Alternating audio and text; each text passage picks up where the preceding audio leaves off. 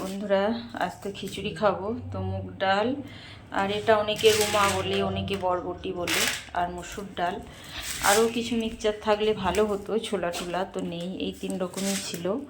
তো এই ডালটা দেব, আর এই গ্লাসটার আমি 1.5 গ্লাস চাল দেব, কারণ আমাদের 3 জন, আর একবেলায় আমরা খিচুড়ি খাবো।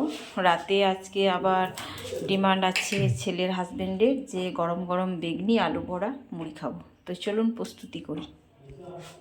তো আমি তো বন্ধুরা সবজিগুলো সমস্ত কেটে ফেলেছি, অ্যান্ড পোস্তটা চড়িয়ে দিলাম। খিচুড়ি ঠান্ডা হলে ভালো লাগে না, খিচুড়িটা লাস্টে চাপাবো, পোস্ত টক আগে করে নেব। সিদ্ধান্ত আছে লাস্টে খিচুড়ি নামাবো আর খাবো।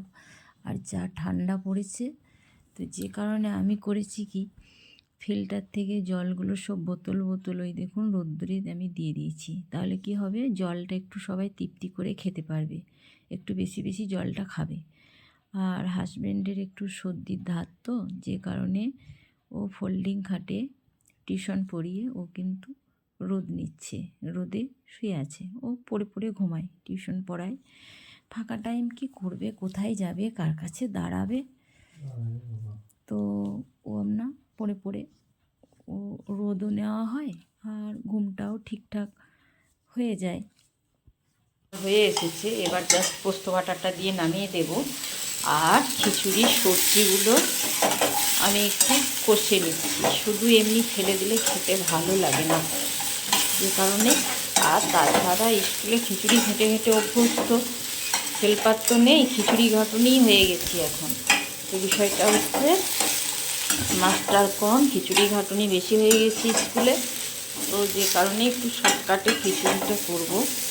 পালং শাক থাকলে একটু ভালো হতো, কিন্তু বিষয়টা হচ্ছে শনিবার, পালং শাক নেই, কাল হাট, তো পালং শাক নেই যখন এই নেই দিয়েই চালিয়ে নেব। আর এই আদা রসুন থেঁতোটা দেবো, নিরামিষ খাবো, কিন্তু এখন আপনারা বলবেন যে নিরামিষ বলছেন অথচ এই আদা রসুন কী ব্যাপার। তো বিষয়টা হচ্ছে, আমরা এখনও গুরু দীক্ষা নিইনি, হ্যাঁ, এই গুরু দীক্ষা নেওয়ার বিষয়ে এখানেও একটা চক্রান্ত কাজ করেছে। ওই মানে ঠাকুর দেবতাকেও দল পাকানো হয়েছে, একে দলে নেব না, ছোটো ভাইকে, ওকে বাদ দিয়ে গুরু দীক্ষা নেব, মানে ঠাকুরটাও ওদের পার্সোনাল, এরকম একটা ব্যাপার আছে। অনেক কেলেঙ্কারি, ষড়যন্ত্রের আর শেষ নেই। ষড়যন্ত্রের কবলে পড়ে পড়ে হাজব্যান্ড আমার খেপা পাগল হয়ে গেল, কানেও ফোন শোনে, ওতন করে না এখন আর কোনো কিছু। যতক্ষণ টিউশন পড়াই, তারপর ও না চুপচাপ পড়ে পড়ে ঘুমায়, শুয়ে থাকে। এবারে বিষয়টা হচ্ছে, ওর একটু সর্দির দাঁত, এমনিতে মানুষের একটু সর্দি হলে দেখবেন সব কিছুই বিরক্ত লাগে, তাহলে সেই সর্দি ধাত মানুষকে নিয়ে আমার কি হাল হয়ে দিবে। একটু ভালো মনে কথা খুব কম, সবসময় একটা বিরক্তি ভাব লেগেই থাকে, সবসময় তো নাক মুখ দিয়ে জল ঝরে, ফোঁটা লেগেই আছে।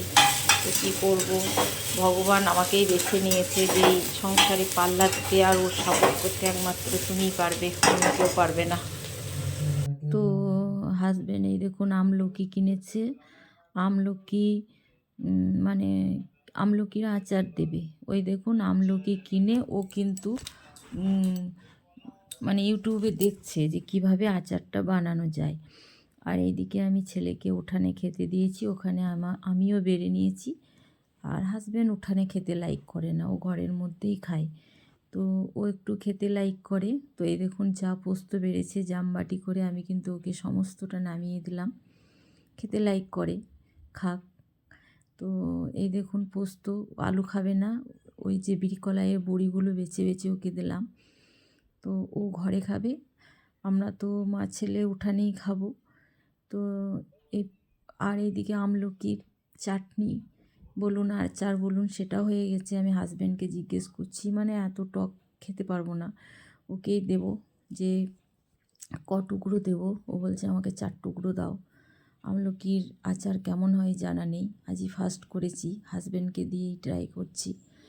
তো ভিডিও তো আমার এই পর্যন্তই ছিল বন্ধুরা। ছেলে উঠানে খাচ্ছে, আমিও খেতে যাব। তো শুভ দুপুর, সকলে ভালো থাকবেন, টাটা।